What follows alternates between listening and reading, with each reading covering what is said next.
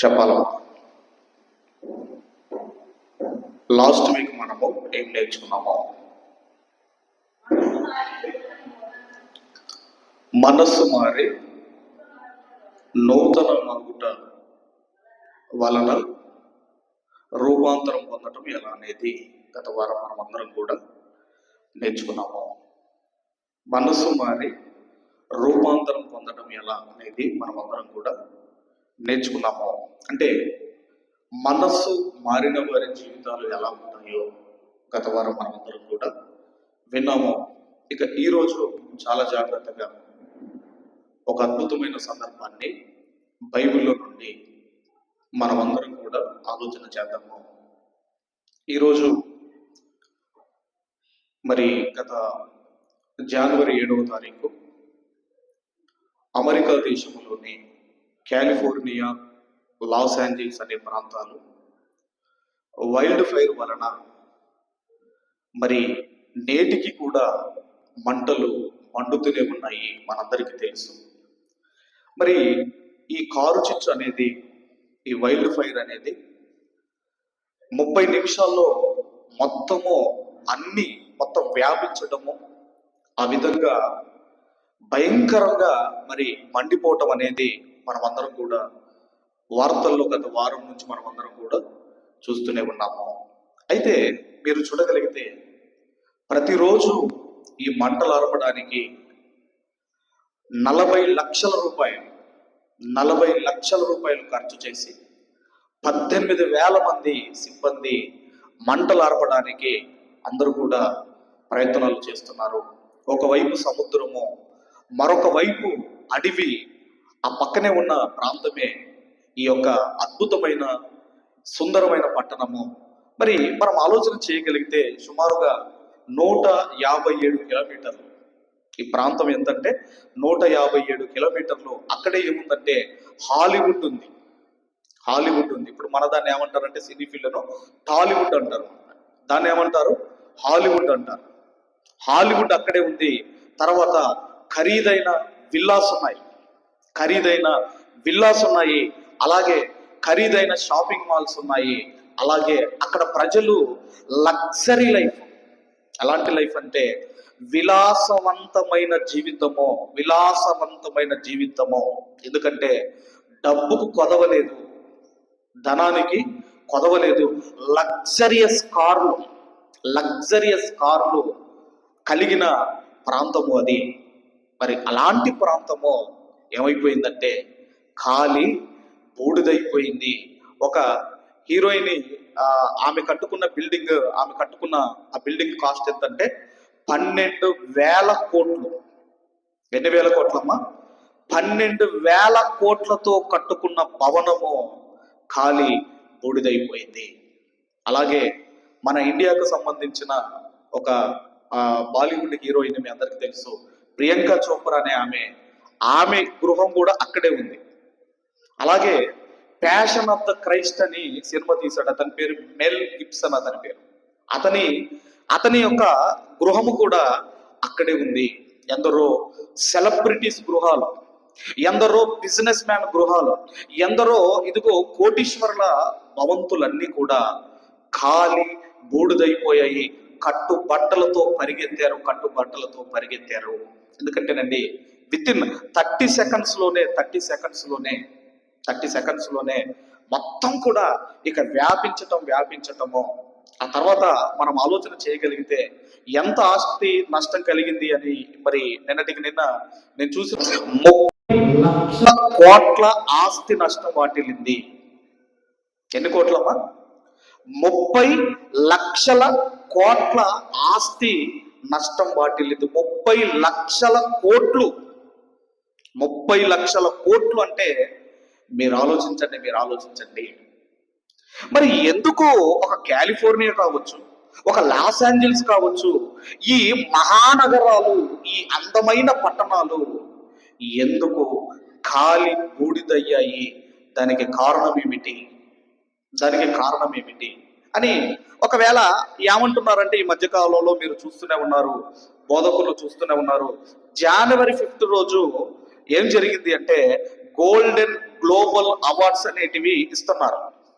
Golden global awards అనేటివి ఇస్తున్నారు. అక్కడే ఆస్కార్ అవార్డు కూడా అక్కడే ఇస్తారు.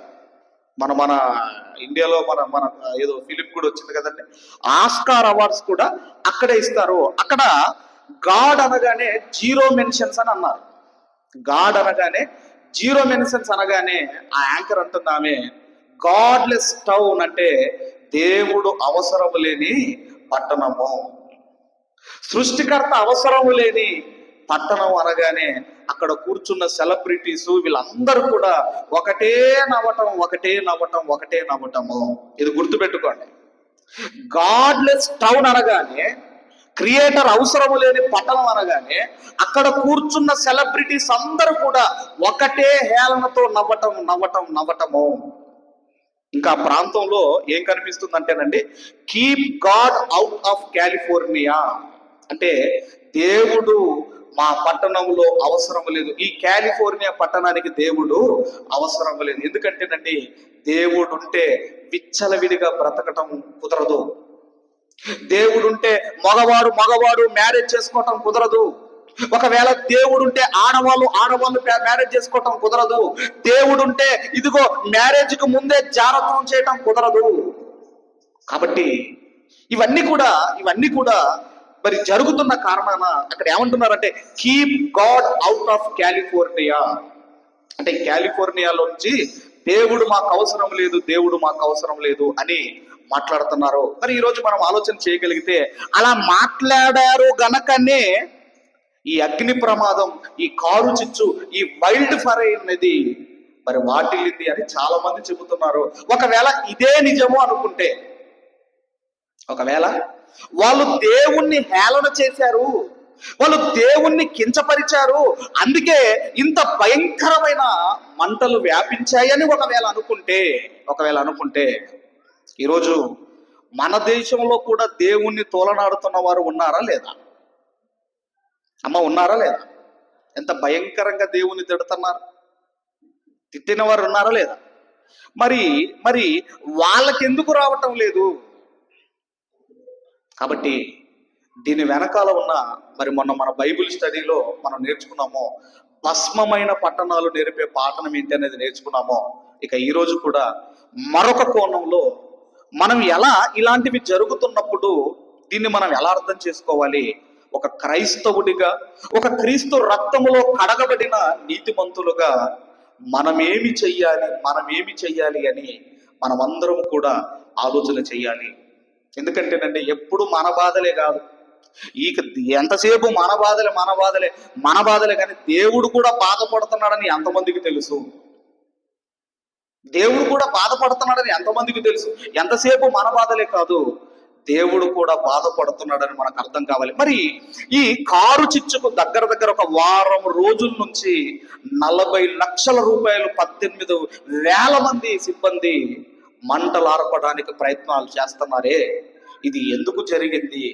మనమేమి నేర్చుకోవాలి? ఈ దుర్ఘటన వలన మనం ఏమి నేర్చుకోవాలి అన్నప్పుడు చాలా జాగ్రత్తగా ఇక బైబిల్ గ్రంథంలోనికి వెళ్ళి మనం చూడగలిగితే, దయచేసి అందరూ కూడా లూకాసు వార్త 13వ అధ్యాయము, లూకాసు వార్త 13వ అధ్యాయము 4-5 వచనాలు మనమందరం కూడా చదువుతాము. 4-5 వచనాలు చదువుదాం. మరియు సిలోయేములోని గోపురము పడి చచ్చిన ఆ 18 మంది యెరూషలేములో కాపురమున్న వారందరికంటే అపరాధులని తలంచుచున్నారా? అయితే అక్కడ సిలోయం అనే ఒక గోపురము కూలి ఎంతమంది చనిపోయారండి? 18 మంది చనిపోయారు. 18 మంది చనిపోయారు.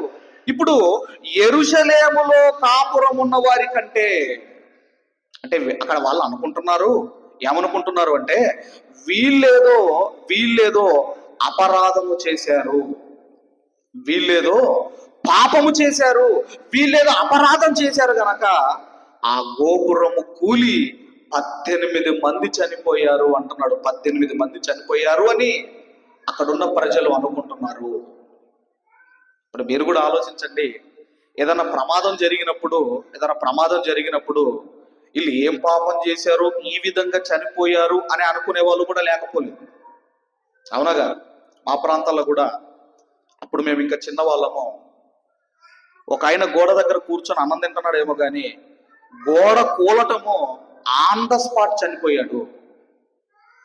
గోడ కూలటము ఆన్ ద స్పాట్ చనిపోయాడు. ఇప్పుడు దేవుడు అంటున్నాడు, యేసుక్రీస్తు వారు అంటున్నారు, ఏమంటున్నారు అంటే, ఇదిగో ఇప్పుడు గోపురము కూలి 18 మంది చనిపోయారే, వాళ్ళు అపరాధులని మీరు అనుకుంటున్నారా? వాళ్ళు ఏదో పాపము చేశారని మీరు అనుకుంటున్నారా అని తర్వాత ఆయన అంటున్నాడు, ఏమంటున్నాడు అంటే, కారని మీతో చెప్పుచున్నాను. ప్రమాదాలు కావచ్చు, ఇవన్నీ కూడా మనం ఆలోచన చేయగలిగితే, ఇదేదో పాపం చేశాడు, ఏదో భయంకరమైన తప్పు చేశాడు, అందుకే ఇంత భయంకరంగా చచ్చారు అని అలా మాట్లాడకూడదు. ఎందుకంటే ఆయన అంటున్నాడు, కారని మీతో చెప్పుచున్నాను. అపరాధం ఏదో చేశారని మీరు అనుకుంటున్నారు, కాదని మీతో చెప్పుచున్నాను అని తర్వాత అంటున్నాడు. ఏమంటున్నాడు అంటే, కంటిన్యూ చేయండి. మీరు మారు మనస్సు పొందని ఎడల మీరందరూ అలాగుననే నశింతురు. గత 3 వారాలుగా మారు మనసు గురించి మనం ఆలోచిస్తున్నాము. అలాగుననే మీరు మారు మనస్సు పొందని ఎడల మీ మనస్సు మారి నూతన మగుట వలన రూపాంతరము పొందని ఎడల, యేసుక్రీస్తు వారు చెబుతున్నాడు, అక్కడున్న సమాజానికి చెబుతున్నాడు, మీరును అలాగుననే నశింతురు అని చెబుతున్నాడు. మరి ఇలాంటి ఉగ్రతలు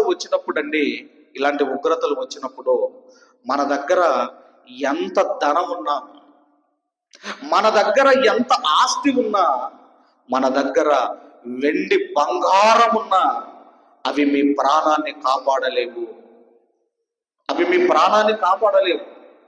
అదే అంటున్నాడు సామెతల గ్రంథంలో.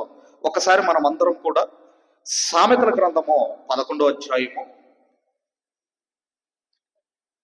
సామెతల గ్రంథము దయచేసి 11వ అధ్యాయము 4వ వచనాన్ని అందరము చదువుకుందాము. 11:4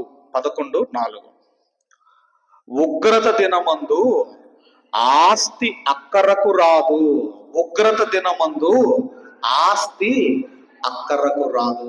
ఇప్పుడు ఏం జరిగిందండి?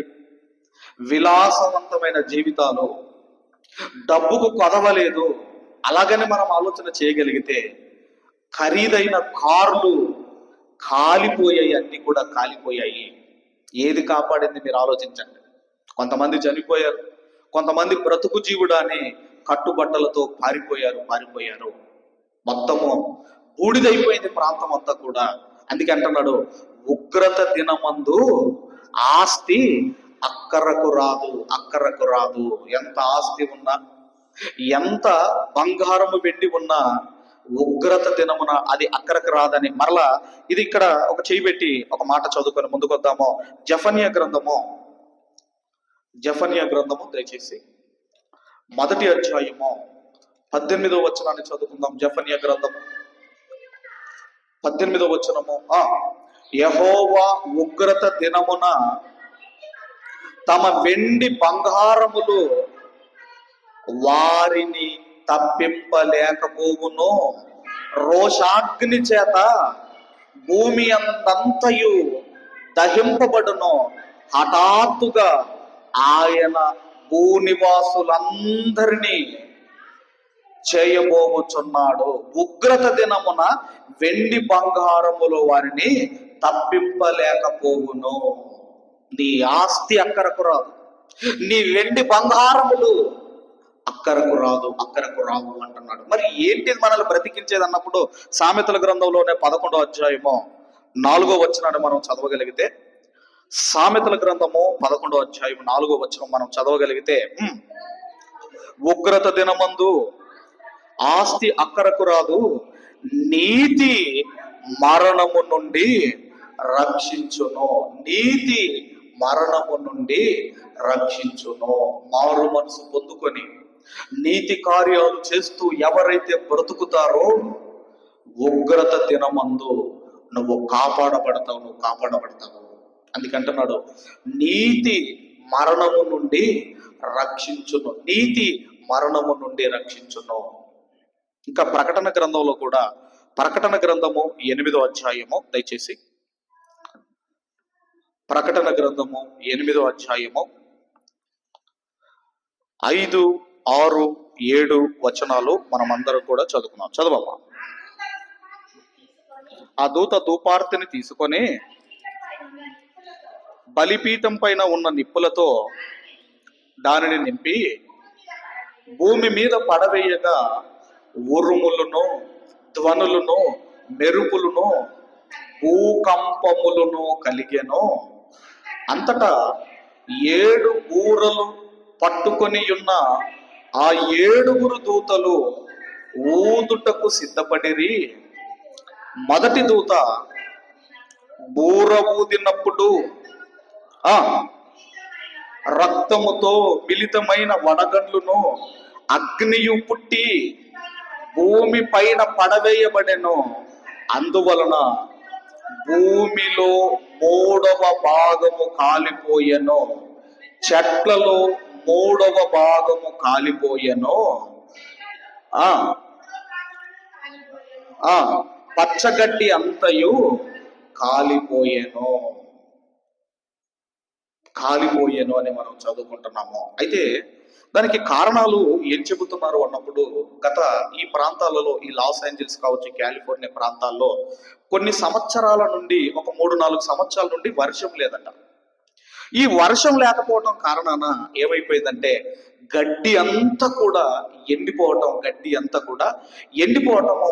ఆ ఎండిగడ్డి వల్ల ఏం జరిగిందంటే ఈ ప్రమాదము జరిగి ఉండవచ్చు అని చెబుతున్నారు. ఒకవైపు సముద్రం, ఒకవైపు అడవి, ఒకవైపు గాలులు, ఇలా మంటలు 157 కిలోమీటర్లు, సుమారుగా 157 కిలోమీటర్లు ఇదంతా కూడా ఉన్న ప్రాంతము మంటలు వ్యాపించి నేటికి మండుతూనే ఉన్నాయి. అందుకే ఆయన అంటున్నాడు, భూమి యొక్క 3వ భాగము కాలిపోవును. కానీ వండర్ ఏంటంటే, నేను చూశాను వండర్ ఏంటంటే, అలా గృహాలన్నీ కాలిపోయాయి కదా, ఒక గృహం మాత్రం కాలిపోలేదు. మీరు చూశారో లేదో, గృహాలన్నీ కాలిపోయాయి కదా, అన్ని చుట్టుపక్కల కాలిపోయాయి. మధ్యలో మాత్రము ఆయన మరి అంటున్నారు, మనకు తెలుసో లేదో కానీ, దేవుణ్ణి నమ్మిన ఆయన గృహం మాత్రము అసలు ఏమీ కాలేదు. అందుకేనండి 3వ భాగము కాలిపోయింది అని చెప్పుకుంటూ వస్తూ, అలాగే మరి యోబు గ్రంథంలో కూడా ఒక మాట చెబుతున్నాడు. యోబు గ్రంథంలో కూడా ఒక మాట మీరు చూడగలిగితే, యోబు గ్రంథం 20వ అధ్యాయము, యోబు గ్రంథము 20వ అధ్యాయము 26వ వచనాన్ని మనమందరము కూడా చదువుకుందాము. 26వ వచనాన్ని మనమందరం కూడా చదువుకుందాము. వారి ధననిధులు అంధకార పూర్ణములగును, ఊదనక్కరలేని అగ్ని వారిని మృంగివేయును.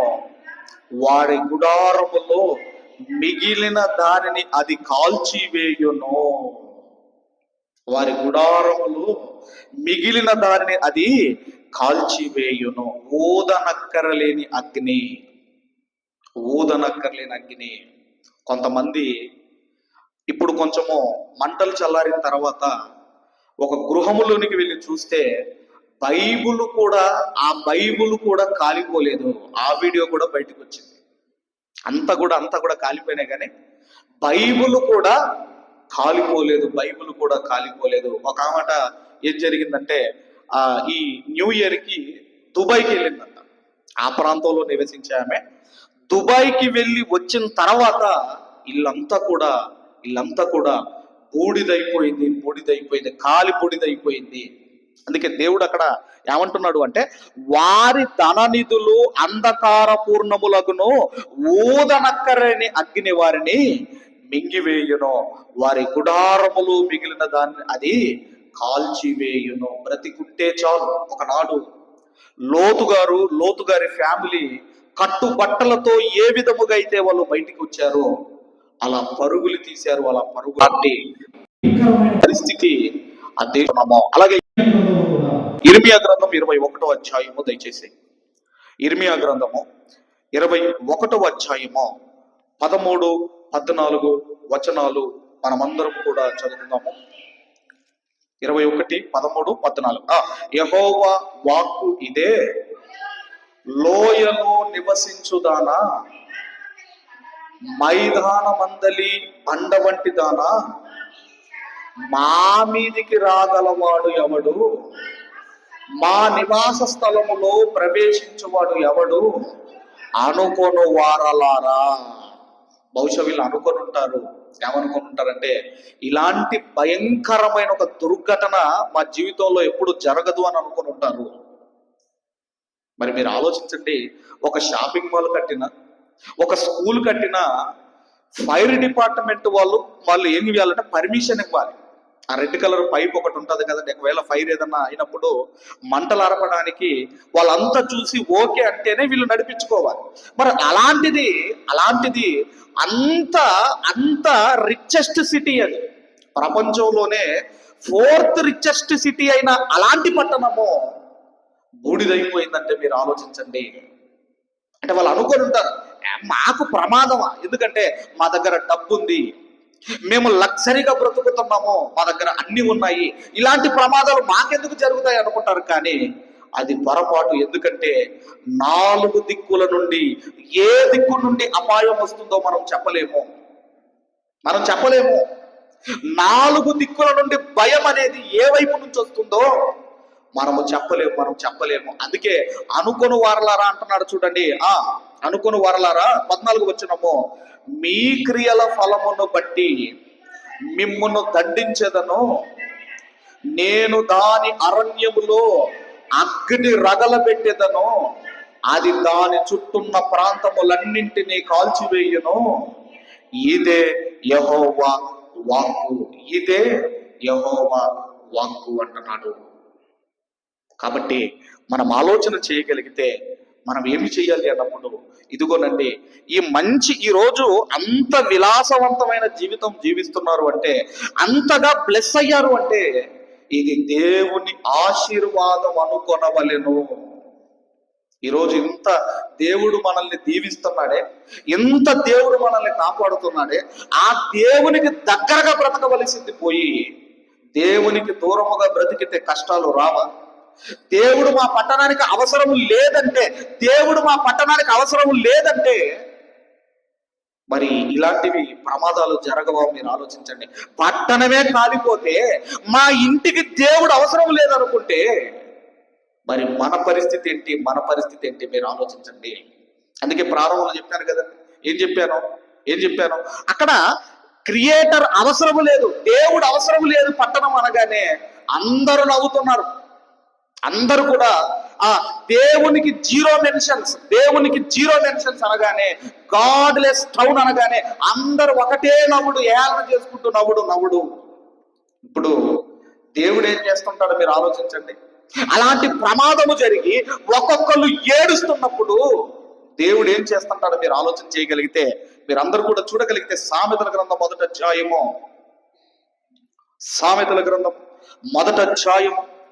26వ వచనం నుండి 28వ వచనం వరకు వాక్య భాగాలు మనం చదువుకుందాము. కాబట్టి మీకు అపాయము కలిగినప్పుడు నేను నవ్వెదను, మీకు భయము వచ్చినప్పుడు నేను అపహాస్యము చేసేదను. భూమి మీ మీదికి తుఫాను వలె భయము మీ మీదికి తుఫాను వలె వచ్చినప్పుడు, సుడిగాలియు వచ్చినట్లు మీకు అపాయము కలుగునప్పుడు, మీకు కష్టమును దుఃఖమును ప్రాప్తించినప్పుడు నేను అపహాస్యము చేసేదను. అప్పుడు మీరు నన్ను గూర్చి మొరపెట్టుదురు గాని నేను ప్రత్యుత్తరం ఇవ్వకుందును, నన్ను శ్రద్ధగా వెతుకుతురు గాని నేను వారికి కనబడక ఉందును. అంటే ఇప్పుడు దేవుడు కూడా ఏం చేస్తున్నాడు? నన్ను హేళన చేస్తారా, నవ్వుతారా? అందుకేనండి, ఎవరితోనైనా పెట్టుకోవచ్చు కానీ దేవుడితోనే పెట్టుకోకూడదు. ఎవరితోనైనా, ఒక మనిషితో పెట్టుకున్న బతికిపోతాం, ఒక రాజకీయ నాయకుడితో పెట్టుకున్న బతికిపోతామే, కానీ దేవుడితో పెట్టుకుంటే మాత్రము అది దేశాలైనది ఏదైనా బ్రతికి బట్ట కట్టలేవు. అందుకే ఆయన అంటున్నాడు, మీకు అపాయము వచ్చినప్పుడు నేను కూడా నవ్వెదను. ఈరోజు ఒక ప్రాంతమే కాలిపోయింది, కానీ యేసుక్రీస్తు వారి రెండవ రాకడన ఏమి జరగబోతుంది అన్నప్పుడు దయచేసి మా పేతురు గారు రాసిన రెండవ పత్రిక 3వ అధ్యాయము 9వ వచనము నుండి మనం అందరం కూడా చదువుకుందాం. 3వ అధ్యాయం. కొందరు ఆలస్యమని ఎంచుకున్నట్లు ప్రభువు తన వాగ్దానమును గూర్చి ఆలస్యము చేయువాడు కాదు గాని ఎవడును నశింపవలన నిశ్చయింపక అందరూ మారు మనసు పొందవలనని కోరుచు మీ ఎడల దీర్ఘశాంతము గలవాడై ఉన్నాడు. యేసుక్రీస్తు వారు ఆయన వెళ్ళిపోయాడు, పరలోకానికి ఆరోహణమై ఆయన వెళ్ళిపోయాడు. ఆయన వెళ్ళిపోయిన కొంతకాలానికి సుమారుగా ఆయన 33.5 సంవత్సరాలు బ్రతికాడు, వెళ్ళిపోయాడు. ఈ పత్రిక సుమారుగా 64 క్రీస్తు శకం 64లో రాయబడింది. అంటే ఒక 31 సంవత్సరాల తర్వాత ఆ రోజున్న జనులు అడుగుతున్నారు, యేసుక్రీస్తు వారు పరలోకానికి వెళ్ళి మరలా రెండవ రాకడలో భూమి మీదకి వస్తానన్నాడు కదా, ఆయన రాకడను గురించిన వాగ్దానం ఏమైంది? అప్పుడే 30 సంవత్సరాల తర్వాత ఆ రోజు అడిగారు. ఈ రోజు కూడా 2000 సంవత్సరాలు అయింది, ఇదిగో నేను త్వరగా వస్తాను అన్న ఆయన ఎందుకు రావటం లేదు? అక్కడే అడిగారట. ఎన్నో వచనం అంటే 4వ వచనం చూడండి, అదే పేతురు పత్రిక 3వ అధ్యాయము. ఆయన రాకడను గూర్చిన వాగ్దానం ఏమాయనో పితరులు నిద్రించినది మొదలుకొని సమస్తమును సృష్టి ఆరంభమున ఉన్నట్టే నిలిచి ఉన్నదే అని చెప్పుదురని మొదట మీరు తెలుసుకొనవలెను. ఆ రోజు ఎలా ఉందో ఈ రోజు అలాగే ఉందే, మరి ఆయన రాకడను గూర్చిన ఆ వాగ్దానం ఏమైంది అనంటే ఆయన ఆన్సర్ ఇస్తున్నాడు. ఏమంటే, మీ కొరకే మీరు మనస్సు మార్చుకోవాలి అని, మీ మనస్సు మారాలి అని ఆయన దీర్ఘశాంతముతో ఉన్నాడు. ఒకవేళ ఆయన వస్తే మనకు ఏమవుతుందో ఆయనకు తెలుసు. మనం మారకుండా ఆయన రెండవ రాకడలో వస్తే మనం ఎక్కడికి వెళ్తామో ఆయనకు తెలుసు. కనుకనే మనము మారాలని ఆయన ఆలస్యం చేయుచున్నాడు. అందుకే దీర్ఘశాంతముతో ఆయన ఉన్నాడు. ఎప్పటికైనా నా పిల్లలు మారతారు, ఎప్పటికైనా నా పిల్లలు రూపాంతరము చెందుతారు అని ఆయన ఎదురు చూస్తున్నాడు. తర్వాత 10వ వచనం కూడా మనం చదవగలిగితే, 10వ వచనం. అయితే ప్రభు దినము దొంగ వచ్చినట్లు వచ్చును, ఆ దినమున ఆకాశములు మహాధ్వనితో గతించిపోవును, పంచభూతములు మిక్కటమైన వేండ్రములతో లయమైపోవును, భూమియు దాని మీద నున్న కృత్రిమములు కాలిపోవును. ఇవన్నీ ఇట్లు లయమైపోవును గనక ఆకాశములు రగులుకొని లయమైపోవుచున్నట్టు పంచభూతములు మహావేంద్రములతో కరిగిపోవునట్టు దేవుని దినపు రాకడ కొరకు కనిపెట్టుచు దానిని ఆశతో ఆపేక్షించుచు మీరు పరిశుద్ధమైన ప్రవర్తనతోనూ భక్తితోనూ ఎంతో జాగ్రత్త గలవారై ఉండవలెను. ఈరోజు ఒక ప్రాంతం కాలిపోయింది. యేసుక్రీస్తు వారి రెండవ రాకడలో ఈ భూమే బూడిద కాబోతుంది. అందులో ఇదిగో మనము రక్షించబడాలి అంటే మారు మనసు పొందుకొని నీతి కార్యములు చేస్తూ పరిశుద్ధమైన ప్రవర్తనతో భక్తితో ఈ లోకములో జాగ్రత్తగా మనం బ్రతకగలిగితే ఉగ్రత దినమున మనం తప్పించబడతాము. మరి ఈరోజు అలాంటివి అక్కడ జరుగుతున్నప్పుడు మనమేం చేయాలి అన్నప్పుడు మనకి ఏం అపాయాలు రాదు అని మీరు అనుకోకండి. మనకు అపాయాలు ఏమి రావు, ప్రమాదాలు ఏమి రావని మీరు అనుకోకండి. మరి మనమేం చేయాలి అన్నప్పుడు ఆనాడున్న పితరులు ఏం చేశారు అన్నప్పుడు అండి, వాళ్ళు ప్రార్థన చేశారు. ఎందుకంటే దేవుడు కోపముతో ఉన్నాడు.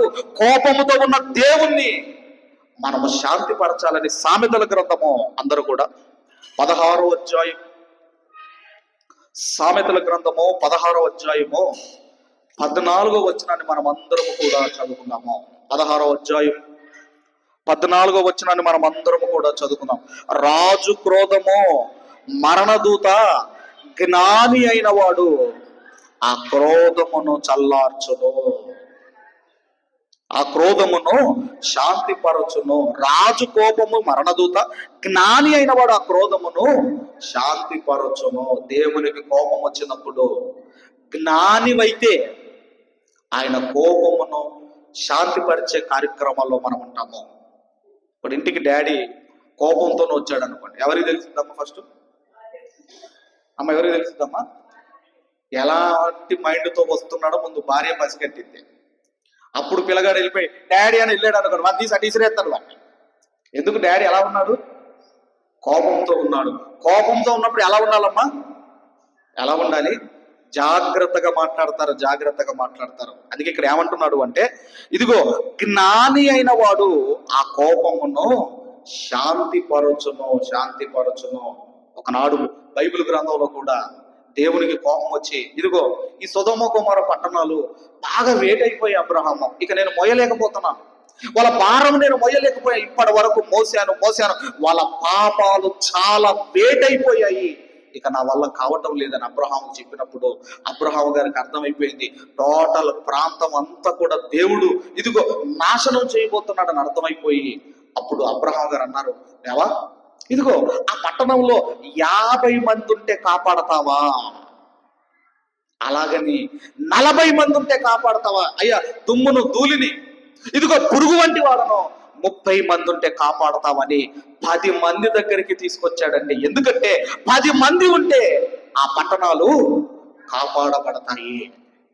సొదొమ గొమొర్రా పట్టణాలు కాపాడబడాలి అంటే 10 మంది నీతిమంతులు ఉండాలి. 10 మంది నీతిమంతులు లేక సొదొమ గొమొర్రా పట్టణాలు ఇదిగోనండి ఏమైపోయాయంటే అగ్ని గంధకముల చేత కాలిపోయాయి. అలాంటి సందర్భమే ఇక్కడ కూడా మనం చూడగలిగితే అబ్రహాము గారు దేవుణ్ణి కోపాన్ని చల్లార్చే పనిలో ఉంటున్నాడు. అయ్యా 40 మంది ఉంటే కాపాడతావా? 30 మంది ఉంటే కాపాడతావా? అంటే ఎవరు చల్లారుస్తారయ్య అంటే జ్ఞాని అయిన వాడు. అలాగే ఇంకొంచెం కాలం ముందుకు వచ్చిన తర్వాత మోషే గారి కాలంలో దూడను చేసుకున్నారు. ఆ దూడకు సాగిల పడుతున్నారు, అక్కడ నాట్యం వేస్తున్నారు, తింటున్నారు, గెంతుతుంటే దేవునికి కోపం వచ్చి అక్కడ కూడా ఒక మాట అన్నాడు. మీరు చూడగలిగితే నిర్గమాకాండము 32వ అధ్యాయము, నిర్గమాకాండం 32వ అధ్యాయము 10-11 వచనాలు మనం అందరం కూడా చదువుకుందాము. నా కోపం వారి మీద మండును, నేను వారిని కాల్చివేసి నువ్వు ఊరకుండుము, నా కోపం వారి మీద మండును, నేను వారిని కాల్చివేసి నిన్ను గొప్ప జనముగా చేసేదనని మోషేతో చెప్పగా దేవునికి కోపం రాగని అంటున్నాడు. మోషే వీళ్ళందరినీ కాల్చేస్తాను మోషే, ఇక ఉంచను మోషే, కాల్చేస్తాను మోషే అని చెప్పినప్పుడు అప్పుడు మోషే గారు ఆ తర్వాత ఏమన్నాడు మీరు చూడగలిగితే 11వ వచనము, మోషే తన దేవుడైన యెహోవాను బతిమాలుకొని, యెహోవా నీవు మహాశక్తి వలన బాహుబలము వలన ఐగుప్తులో నుండి రప్పించిన నీ ప్రజల మీద నీ కోపము మండనేలా బ్రతిమిలాడుతున్నాడు. జ్ఞాని అయిన వాడు దేవుణ్ణి కోపాన్ని చల్లార్చే పనిలో ఉంటున్నాడు. అయ్యా ఒకవేళ నువ్వు కాలిస్తే ఐగుప్తులు ఏమనుకుంటారు? వాళ్ళ దేవుడు వాళ్ళను అరణ్యంలో చంపడానికి తీసుకెళ్ళాడు అనుకుంటారు. కాబట్టి నీ కోపం నీ పిల్లల మీద మండనేలా అని ఎవరిని జ్ఞాపకం చేస్తున్నాడు అన్నప్పుడు 13వ వచనంలో నీ సేవకులైన అబ్రహాము, ఇస్సాకును ఇజ్రాయేలును జ్ఞాపకము చేసుకొనుము అంటున్నాడు. ఇక్కడ కూడానండి దేవుడు కోపముతో ఉన్నాడు. జ్ఞాని అయిన వాడు ఏం చేస్తాడు అంటే దేవుని కోపాన్ని ఇదిగో చల్లార్చే పనిలో ఉంటాడు. ఈరోజు మనము కూడా మనం ఆలోచన చేయగలిగితే మనం ఏం చేయాలి అన్నప్పుడు ప్రార్థన చేయాలి. మనం అందరి కొరకు ప్రార్థన చేయాలి. మనం అధికారుల కొరకు ప్రార్థన చేయాలి, నాయకుల కొరకు ప్రార్థన చేయాలి, కుటుంబాల కొరకు ప్రార్థన చేయాలి, యావత్ ప్రపంచం కొరకు మనము ప్రార్థన చేయాలి. కాబట్టి ఇలాంటివి సంభవించినప్పుడు మనము బ్రతకట్టాలి అంటే ఏమంటున్నాడు అంటే మారు మనసు పొందుకోండి, ఇదిగో నీతి కార్యములు జరిగిస్తూ బ్రతకండి, పరిశుద్ధమైన ప్రవర్తనతో భక్తితో జాగ్రత్తగా మీరు బ్రతకగలిగితే దేవుని రక్షణ వలయములో మిమ్మల్ని భద్రపరుస్తాడు. దేవదూతల భద్రత వ్యవస్థ మన చుట్టూ వేస్తాడు. ఏ అపాయము నీ దగ్గరికి రాకుండా ఆయన మనల్ని కాపాడతాడు. అలా అందరూ మనము మరి దేశం కొరకు ప్రార్థన చేద్దాం, ఆ ప్రాంతాల కొరకు ప్రార్థన చేద్దాము. అలా మనం అందరం ఉండాలని కోరుకుంటూ ఈ నా మాటలు ముగిస్తున్నాను. దేవుడు మనందరిని దీవించి ఆశీర్వదించును గాక. ఆమేన్. ఈ సమయంలో